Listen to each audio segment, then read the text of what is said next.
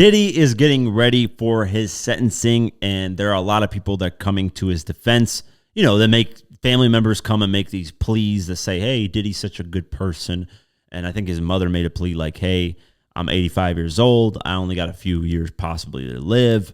I want to spend time with my son. I know he messed up, but please, show mercy on him. His kids sent letters in, blah, blah, blah, blah, blah. But Diddy's legal team is demanding 0 jail time. So let's go over this article. Diddy's legal team has put together a 182-page memo presenting the reasoning as to why the bad boy mogul deserves a lenient sentence. His lawyers, led by Mark Angafilo and Tinny Greos, believe that the 13 months Diddy has already spent in jail are sufficient and in turn are seeking a sentence with supervised release, mandating drug treatment, therapy, and group therapy, according to TMZ.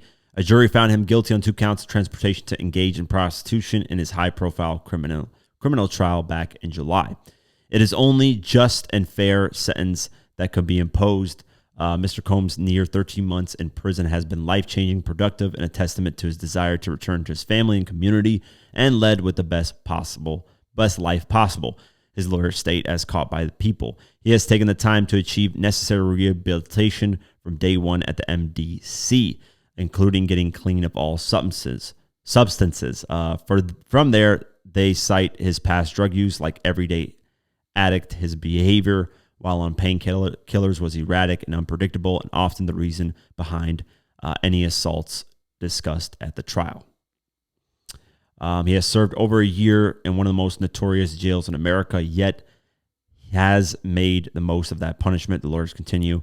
It is time for Mr. Combs to go home to his family so he can continue his treatment and try to make the most of his next chapter of his extraordinary life. A sentence no greater than 14 months is plainly sufficient, but not greater than necessary to accomplish the purpose of sentencing. Diddy returned to the courtroom for his sentencing hearing on October 3rd. While he faces up to 20 years in prison, the prosecution has only recommended a 4-year sentence.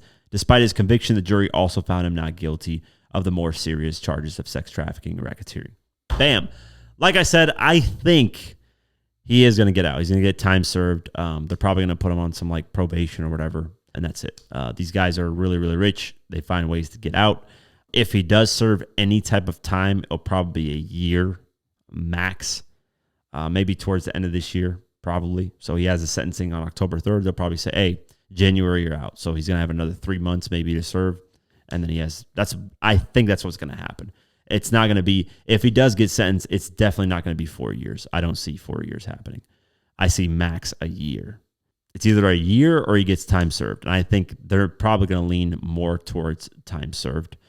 But yeah, I don't think Diddy's ever going to be the same, though, because his image is forever tainted. I think anybody that's going to be around him is going to be looked at a little bit different and weird.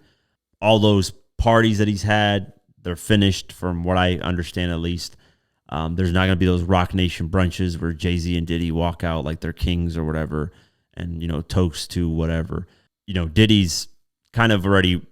He's had a crazy reputation, but it was more jokey. Now it's more like, okay, you were literally locked up for this stuff.